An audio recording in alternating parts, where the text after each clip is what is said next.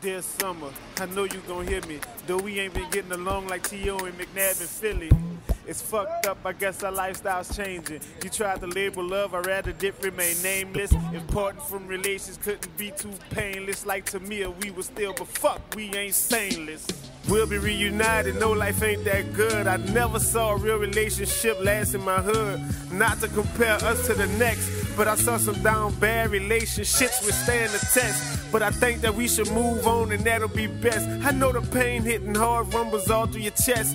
And your feelings that I read through your wordage and text. I'm like, God damn, man, you ain't getting rest. And you say you ain't eating either. And that I should just really try to change my reasons. But I can't, I'm a man and my mind just feeding. Or else I just fail and start to suffer defeatings. But the purpose of it all is for you to move on. Maybe the next guy can put up with the shit I withdrawn. No, I can't blame you from the shit that we spawned. But I know that us together couldn't weather the storm. It was very cloudy with no chance of smiles. We couldn't even walk past without putting us down, or be around fam without a mask and a frown. Guess we couldn't blame Katrina for our feelings that drown. But I wish you the best, all love, no stress. And I still think of the twins that you lost due to stress. But if I could go back, I wouldn't have this track. Just a big smile watching little feet pitter pat and fuck.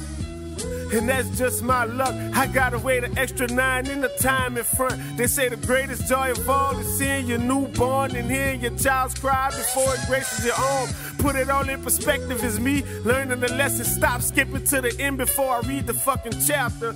But gracious eye for the pace that I run, cause I could be wild like those other guys. Feeling like I'm not all here. Hesitant to put my best foot forward just to trip my fears. Telling you I ain't built for this, I ain't asked for this. You pushed and pulled till you felt it was a bond strong enough that you could say was good. And my ass going forward, misunderstood. Look, I ain't wanna break your heart. I told you keep it unplugged, but you didn't. I was powerless, love. But you went along and prayed for this. Now you sick asking God why he gave you this. Shit, it's like women just made for this. But a man gotta have his mind trained and shit. But you went along and prayed for this. Now you sick asking God why he gave you this. Shit, it's like women just made for this. But a man gotta have his mind made and shit. Fuck. He wears Gucci, he wears Louis, he does this, he does that, he drives this car. Fine. Then you want to be asking why the relationship didn't work, or he's got this girl, that girl, or he's doing this and that. But wait, stop. Before you want to see what he's wearing and what he's doing and going for the material things, what have you got going for yourself? There's one thing my mum always taught me and my sister. What a man has and what a man owns is his.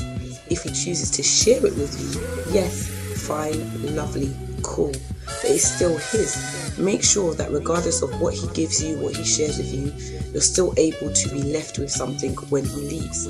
So you need to be able to bring something to the table also. You can't just expect to be able to go in a relationship and take. You've got to be able to meet halfway. That's what it's about, meeting halfway.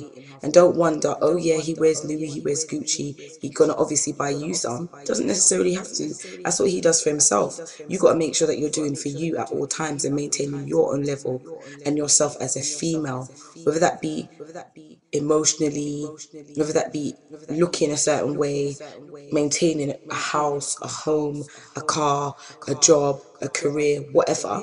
You've got to make sure you're doing for yourself.